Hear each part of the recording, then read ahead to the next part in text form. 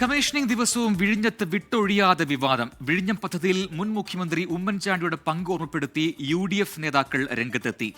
ദേശീയഗാനം പോലും ആലപിക്കാതിരുന്ന ചടങ്ങ് നിറം മങ്ങിയതെന്നാണ് നേതാക്കളുടെ വിമർശനം.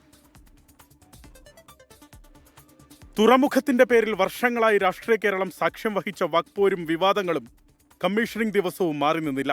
പദ്ധതി നടപ്പാക്കുമെന്ന 2015 ഉമ്മൻചാണ്ടിയുടെ നിയമസഭാ പ്രസംഗം പങ്കുവച്ച് പ്രതിപക്ഷ നേതാവ് VD സതീശൻ. ഒരു കാര്യം വ്യക്തമാണ്, സംസ്ഥാനത്തിന്റെ താൽപര്യങ്ങൾ സംരക്ഷിച്ചുകൊണ്ട് ഈ വിഴിഞ്ഞം തുറമുഖ പദ്ധതി നടപ്പിലാക്കിയിരിക്കും, യാതൊരു സംശയവും വേണ്ട.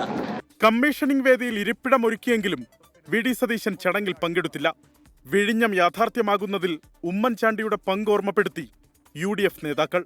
നിശ്ചയദാർഢ്യത്തോടെ വിഴിഞ്ഞം പദ്ധതിയുടെ കരാർ ഒപ്പിടുകയും നടപ്പാക്കാൻ വേണ്ടിയുള്ള എല്ലാ നടപടികളും സ്വീകരിക്കുകയും കല്ലിടുകയും സാങ്ഷനുകൾ വാങ്ങിക്കുകയും ചെയ്തത് UDF ഗവൺമെന്റ് കാലത്താണ്. ഇതുകൊണ്ടൊന്നും ഈ രണ്ടു പേർക്ക് ഇതിന്റെ ക്രെഡിറ്റ് കിട്ടാൻ പോകുന്നില്ല. അത് അടുത്ത തെരഞ്ഞെടുപ്പിൽ ഇതിന്റെ റിയാക്ഷൻ ജനങ്ങളുടെ ഭാഗത്തുനിന്നാണ്. കമ്മീഷനിംഗ് ചടങ്ങിൽ പങ്കെടുക്കും മുമ്പ് കോവളം MLA M വിൻസെന്റ് പുതുപ്പള്ളിയിൽ ഉമ്മൻചാണ്ടിയുടെ കല്ലറയിലെത്തി പുഷ്പാർച്ചന നടത്തി. പ്രധാനമന്ത്രിയും ഗവർണറും മുഖ്യമന്ത്രിയും പങ്കെടുത്ത ചടങ്ങിൽ ദേശീയഗാനം പോലും ആലപിച്ചില്ലെന്ന് കോൺഗ്രസ് വിമർശിച്ചു.